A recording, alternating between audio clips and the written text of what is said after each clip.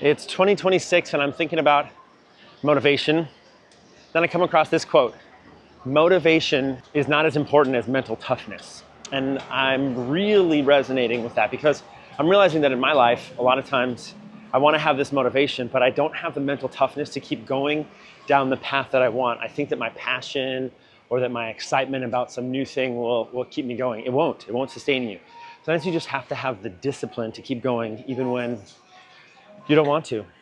And things are going to throw you off. So I heard this quote and then I heard the explanation of it, which is, to be mentally tough, you need 4 things. You need to measure your improvement in 4 areas. The first thing is, how long does it take me to stop doing the behavior I want or to start doing the behavior I don't want when I'm faced with an adverse situation?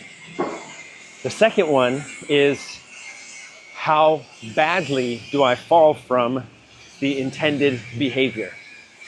The third one is, how long does it take me to bounce back? And the fourth one is, where do I bounce back to? So I'll give you a really practical example in my life.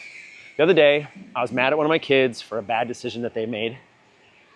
And we talked about it for a little bit, and then I ended up yelling at him because I was just not having it. I was not interested in this poor choice being made. So that was me allowing this external circumstance to affect me in such a way that I chose a bad behavior. I don't want to yell at my kids. So how long did I last? Well, it was like 15, 20 minutes.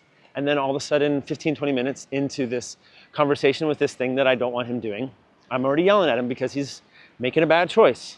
But my bad choice is to yell. So I don't want to do that. The second step is, how far did I fall from that? I yelled at him. Did I beat him? No, but I did yell at him. Did I go off and do drugs on my own or get into something? Did I do something really terrible? No, but I definitely changed my behavior in a negative way that I don't want to do. The third step is, how long does it take to bounce back? For me, in this space, it was bouncing back. I think it was like 30 minutes. And I say that because I yelled at him and then we got in the scooter on the way, taking him to school, and I decided, okay, I got to apologize for this. I can't let this attitude continue to prevail. I apologized. I said, hey man, I'm really sorry. That's not the way I want to treat you. I love you, and let me make it up to you. I'm not going to do that again, okay? And I apologized, and he forgave me, and we hugged it out, and it was good. And so I bounced back, and I think I bounced back, within that time frame. But how did I bounce back to? Well, I'll give you one example. Is the same, almost exact situation happened again just a couple days later. And this time, instead of yelling, I stayed cool, calm, and collected. I didn't raise my voice. I didn't yell at him. I kept strictly on my values that I want to maintain, and I held my boundaries that I want to maintain. Not all of them, but more of them than I did before. So I think that's better than it was the first time. In your life, what are some habits or some actions that you want or don't want? And then how are you having the mental toughness to not give in to those things that you don't want to do, or to keep doing those things that you want to do, even in the face of the adversity of the tough situation? That's mental toughness.